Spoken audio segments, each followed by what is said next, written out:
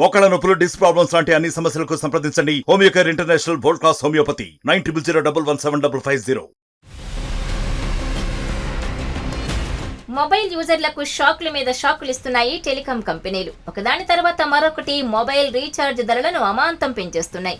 Telecom దిగ్గజాల్లో అగ్రగామి అయిన Reliance Jio ముందుగా మొబైల్ టారిఫ్ ధరలను పెంచగా, అదే బాటలో భారత్ ఎయిర్టెల్ కూడా మొబైల్ టారిఫ్ ధరలను పెంచేసింది.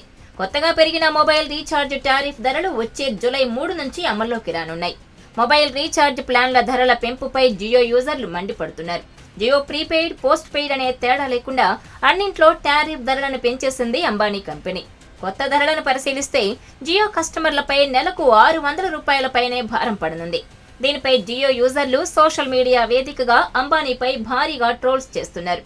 జియో రీఛార్జ్ ప్లాన్ల ధరలను ఒక్కసారిగా ఇంత పెంచుతారా అంటూ నెటిజన్లు తిట్టిపోస్తున్నారు.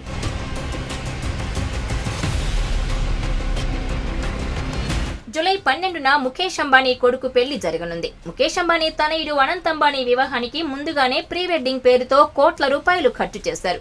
ఇటీవల అనంత్ వివాహానికి సంబంధించి ఇన్విటేషన్ కార్డు కూడా తెగ వైరల్ అయింది. ప్రత్యేకించి ఈ కార్డు డిజైన్ కోసం ఏకంగా 6 లక్షల రూపాయలకు పైగా ఖర్చు చేశారట అంబానీ. దీనిపై నెటిజన్లు విపరీతంగా ట్రోలింగ్ చేస్తున్నారు. నీ కొడుకు పెళ్లి ఖర్చు మొత్తాన్ని దేశ ప్రజల నెత్తిన వేస్తున్నావా అంబానీ మామ అంటూ ఏకి పారేస్తున్నారు.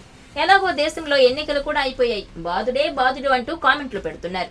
ఒకవైపు జియో సిగ్నల్స్ సరిగా రావడమే లేదు, మళ్ళీ దానికి తోడు జియో ఛార్జీల బాదుడు ఒకటి అంటూ మండిపడుతున్నారు. జియో నెలవారీ ప్రీపెయిడ్ ప్లాన్ ధరలను 155 నుంచి 189కి పెంచేసింది. జియో ప్లాన్ను బట్టి పెంపు కనిష్టంగా 34 నుంచి గరిష్టంగా 600 వరకు పెరిగింది. 1 GB data add on plan ధరను 15 నుంచి 19కి పెంచేసింది.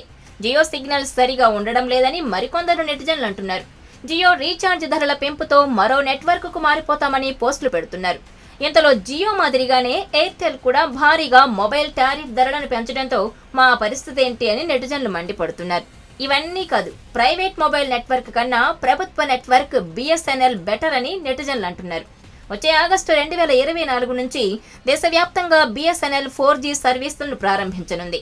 అప్పటిలోగా నెట్వర్క్ మారడమే మంచిదని, బిఎస్ఎన్ఎల్ 5G సర్వీసులు కూడా అందుబాటులో ఉంటే బాగుండని కామెంట్స్ చేస్తున్నారు.